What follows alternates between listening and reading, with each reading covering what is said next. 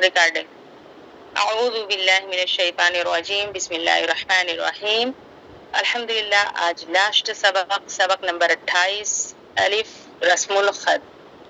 देखिए, हमारे मुल्क के छपे हुए अक्सर कुरान मजीद में ऐसे अलिफ पर एक गोल दायरा की अलामत लिखी जाती है।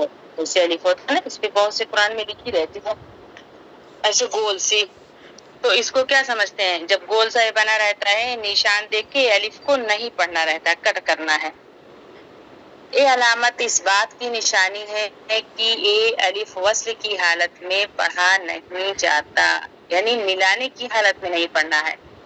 जब ये अलिफ है, इस पर गोल निशान है, बहुत में या तो ऐसा कट भी बना रहता है किसी किसी कुरान में, फिर इधर आयत है और फिर इधर आयत है, तो यहाँ पर ना मिला कर पढ़ रहे हैं तो अलिफ को नहीं पढ़ेंगे। और अगर यहाँ पर आप अलिफ है, ये निशान है, कट निशान है, तब अगर सास को तोड़ रहे हैं, आयत है, तो यहाँ पर अलिफ को पढ़ना है। वस्ल यानी मिलाने की सूरत में नहीं पढ़ना है, वक्फ यानी ठहरने की सूरत में पढ़ना है, सांस तोड़ने की सूरत में पढ़ना है। कुरान में आप लोग को ऐसा मिलेगा, इसी को कहते हैं रस्मुल खत। फिर देखें, अना का अलिफ वस्ल की हालत में कभी नहीं पढ़ा जाएगा। देखें, लफ्ज अना है ना।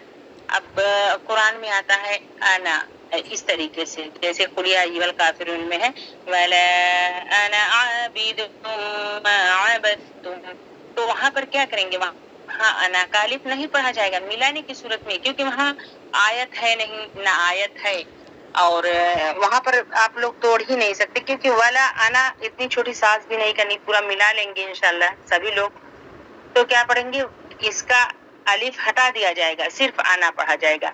वला अना आबिदुम मा अबदतुम। देखिए, आना का अलिफ सिर्फ और सिर्फ रोकने यानी सांस तोड़ने की हालत में पढ़ा जाएगा। आना का अलिफ अगर हम वहां पर सांस को तोड़ेंगे तो वाला अना पढ़ा जाएगा। लेकिन अगर कहीं भी पूरे कुरान में लफ्ज अना हो तो मिलाने की सूरत में, वस्ल की हालत में अना का अलिफ नहीं पढ़ा जाएगा, और वक्फ यानी ठहरने की हालत में अना का अलिफ पढ़ा जाएगा। समझ में आया? ये हो गया अना का अलिफ वाला एक कायदा। ये हो गया रस्मुल खत एक कायदा की। रस्मुल खत में जो मतलब अलिफ है वो लिखने की सूरत में, मतलब लिखा रहेगा लेकिन पढ़ा नहीं जाएगा। और अगर अलिफ अगर वही ठहर रहे हैं और गोल निशान इस तरीके से है और ठहर रहे हैं तो पढ़ा जाएगा। अब समूदा ले लीजिए, समूदा में समझ लीजिए आप लोग, यहाँ पर गोल आयत है, इसको कट दे दिया गया है, तो आपको यहाँ सांस को तोड़ना है, तो क्या करेंगे? ए वाला अलिफ पढ़ा जाएगा, तमूदा। और यही आगे आयत है, इस पर कट का निशान भी है, तब भी अगर मिलाकर पढ़ रहे हैं तो इसको काट देंगे, तमूदा, उसके आगे बढ़ जाएंगे, सिर्फ दाल जबर दा को पढ़ेंगे। ठीक, चलिए अब देख रहे हैं रस्मुल खत क्या है। रस्मुल लिखने की सूरत देखें, लिखा जाएगा ऐसे कुरान में, तमूदा पढ़ा जाएगा, तमूदा, अलिफ को हटा देंगे, लिततलुआ। यहाँ पर देखिए लिखा है लिततलुआ, अलिफ मद्दा बना के, लेकिन यहाँ पर पढ़ा जाएगा, अलिफ को हटा देंगे, लिततलुआ। मियतुन, यहाँ पर देखिए अलिफ लिखा ना, अलिफ को नहीं पढ़ेंगे, जल्दी पढ़ेंगे, मियतुन। यहाँ पर देखें लिया रोबुआ, क्या पढ़ेंगे? लिया रोबू। यहाँ मिन नबैया को छोड़ देंगे ना, अलिफ वाव या इस तरीके से मिलेंगे, या को छोड़ देंगे यहाँ पर, और यहाँ पर क्या पढ़ेंगे? मिन नबई, हमजा को पढ़ लेंगे सिर्फ, लिशैइन, यहाँ पढ़ेंगे लिशैइन, यहाँ पर लिखा है लिशाइन, लेकिन पढ़ना है लिशैइन। औ याफू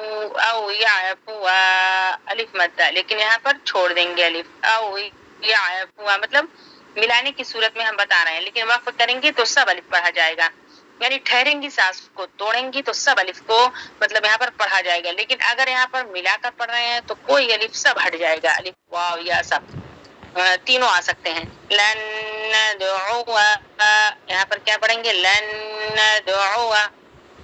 یہ ہو گیا رسم الخط کا قاعدہ. کیا آپ سبھی لوگوں کو رسم الخط اور انا والا قاعدہ سمجھ میں آیا؟ ایک بار ہیں حروف ہمز 10 ہیں. حروف ہمز 10 ہیں جس کا مجموعہ ہے فحثہ شخص سکت. فحثہ شخص سکت. فاح فا ہا تا ہا سین خا صاد. فاہا دیکھو فاہا سہو ہو گیا ہے نا, شخص اور سکت. سین کاف تا. دیکھیں حروف ہمز 10 ہیں جن کا مجموعہ ہے فاحثہ شخص سکت. جب یہ 10 حروف قرآن میں کبھی کہیں بھی جب یہ 10 حروف ساکین کی حالت میں ملیں گے, قاعدہ ہے جب یہ 10 حروف ساکین کی حالت میں ملیں گے تو آواز مخرج پر جانے کی بات, تو جب پڑھیں گے اف, تو جب افا کی آواز اپنے مخرج پر جائے گی تو وہاں سے ہلکی سی ہوا جاری کرنا ہے.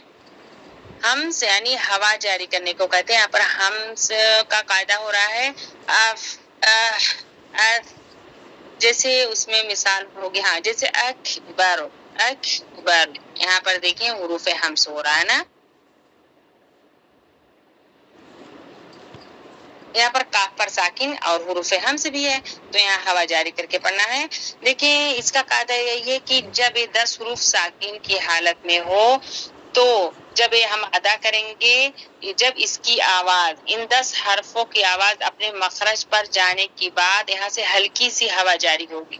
جب ان 10 حرف کا مخرج ہے جو وہاں پر جب ٹچ ہوگی زبان تو ہلکی سی ہوا جاری ہوگی, جیسے اکبر اکبر. جیسے اگر تا آ گیا جیسے قبرت, تا پہ ساکن آ گیا تب بھی کریں گے حروف ہمز. اور حروف ہمز ان 10 حرفوں پر صرف ہوگا اور باقی تمام حرفوں پر نہیں ہوگا. اور ان 10 حرفوں پر حروف ہمز ساکن کی حالت میں ہو رہا, لیکن اگر زبر زیر پیش حرکت آ گئی تو کیا کریں گے, تو ساکین کی حالت میں حروف ہمز سے زیادہ جاری ہوگا, یعنی ہوا زیادہ جاری ہوگی. اور اگر یہ حرکت کی حالت میں ہے تو تب بھی ہوا ہوگی لیکن تھوڑا کم ہوگی, اس سے کم ہوگی, ساکین سے کم ہوگی, بہت ہلکی سی رہے گی زبر زیر پیش کی حالت میں اور ساکین کی حالت میں زیادہ رہے گی تھوڑا. اکبر کبرت زوجت, ایسے ہوا جاری کر کے پڑھنا رہے گا حروف ہمز میں نا. حروف ہمز 10 ہیں جن کا مجموعہ ہے فحثہ شخص سکت. جب یہ قرآن میں 10 حروف ساکین کی حالت میں ہوگا تو یہاں پر آواز کے مخرج پر جانے کے بعد ہلکی سی ہوا جاری ہوگی اور ساکین کی حالت میں تھوڑا زیادہ ہوا جاری ہوگی اور زبر زیر پیش حرکات کی حالت میں تھوڑا کم ہوا جاری ہوگی. بس اتنا ہی یہ والا قاعدہ ہے.